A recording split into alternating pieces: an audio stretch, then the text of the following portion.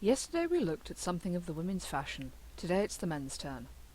While neither gender could have their day-to-day clothes called flamboyant, it wasn't until the early 1890s that we started to see some colour in the men's Sunday best. By 1884 the Second Canal Boats Act was passed that meant a government inspector would roam the canals checking that the boats were fit for habitation and that the children were going to school, although they might only get a day in the classroom while their boat was at the local wharf. These forays into the classroom are probably how spiderweb embroidery came to the canals, as it was a popular stitch taught to working-class girls at this time for the decoration of cushions and such like. Cushion covers having no place on a boat, it makes sense that a piece of clothing would come to be decorated by a little girl for her dad, and the trend quickly caught on and spread through the system. A nimble-fingered girl could earn 10 bob a time for making a belt, the equivalent of a full day's wages in some jobs. There was no fixed design for the belts, and they could be anything from 3 webs wide right through to 6, and could be any colour combination that the boater could dream up. Check tea towels were popular fabric bases, but it wasn't unusual for a piece of calico or canvas to be used and a grid pattern drawn on. Wool was the obvious thread, but embroidery cotton and silk floss was also used, depended entirely on the inclination of the crafter. We're using wool for this one. Once you have your grid in place, you start by stitching a frame of 8 spokes into the square, and then you simply work around the spokes with your thread. There's a more detailed instruction in a guidebook published by the Boat Museum Society that I'll share in the description in case you want to have a go yourself.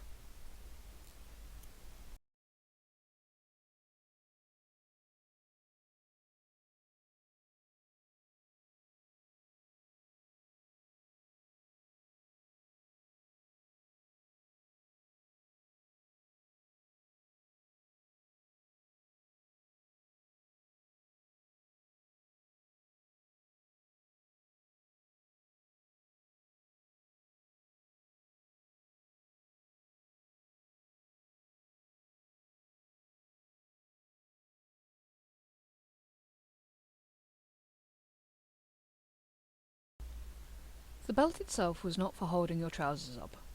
A sturdy broad belt gave your back support for the long days and heavy lifting, and somewhere to tuck your windlass while you were climbing in and out of locks. Trousers were kept from falling by braces, some made of webbing and some of plaited cord or wool. For best wear these would also be brightly coloured, or embroidered if they were made of webbing. To make the spiderweb, the thread is brought out as close to the centre of the spokes as is possible, and then worked around the spokes using backstitch that stays on the surface. The needle doesn't go back through the fabric until the web is done.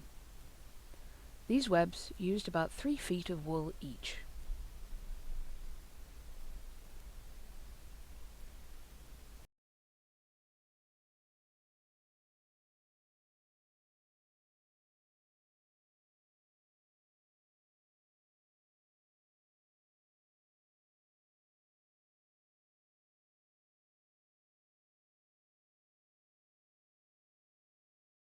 Spiderweb belts were most noticeable from the 1890s to the late 1920s, and they appear to have superseded another mysterious accessory, the string belt.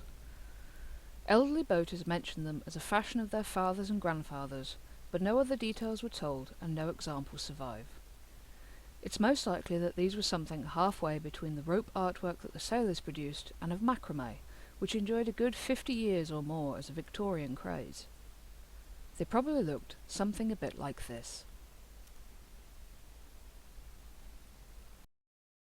The third type of belt was of course the plain leather belt, but even these gained a certain je ne sais quoi by fixing brass studs to them. These studs were usually used for embellishing horse harness, and are simple pressed brass with a copper wire soldered to the reverse side, which is pushed through the leather and then clenched over.